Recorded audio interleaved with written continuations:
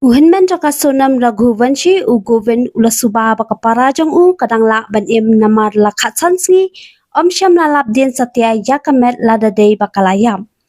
U Govind ulaong baki kunhun pulet kilatrei batwat yaka la khatsansngi bat la dadei bakalayap la adei bansma namar baki kunhun pulet ki SDRF NDRF kilahir batwat henrei omsham la idak AA yaka parajong u Bat ula kentu yaka sarkar jela Meghalaya ban toket hakata korkom ban lap yaka lada kadang im.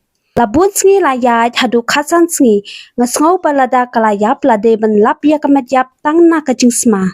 Henry omsham la lap din AA ban nga kentu ru yaka sarkar bakan toket bahaya kani yo ba kadang im laong uhinmen kasonam.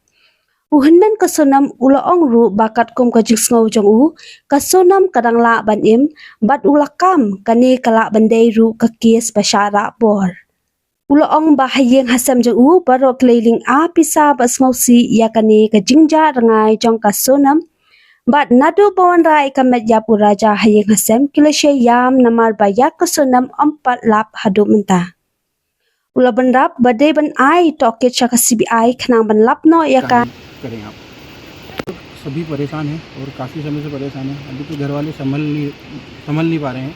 घर पे पूरा जब से राजा का dead body गया है, जब से पूरा घर बिल्कुल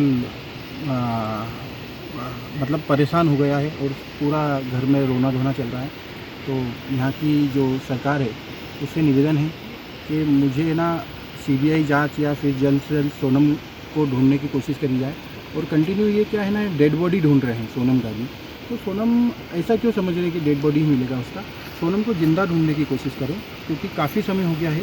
डेड बॉडी अगर होता तो आज 15 दिन हो गया है, स्मेल वगैरह भी आता, कुछ भी। आपकी NDRF टीम काम कर रहा है, SDRF टीम काम कर रहा है, आपका पुलिस काम कर रहा है, प्रशासन काम कर रहा है, मगर आज 15 दिन में भी सोनम का रिजल्ट नहीं आ पाया। तो मेरी रिक्वेस्ट ये रहेगी यहाँ की सरकार से, CM साहब से, कि यहाँ पे जल्द से जल्द कार्रवाई करी जाए और ऐसी कार्रवाई करी जाए जिसमें सोनम को ज़िंदा ढूंढ पाए हम।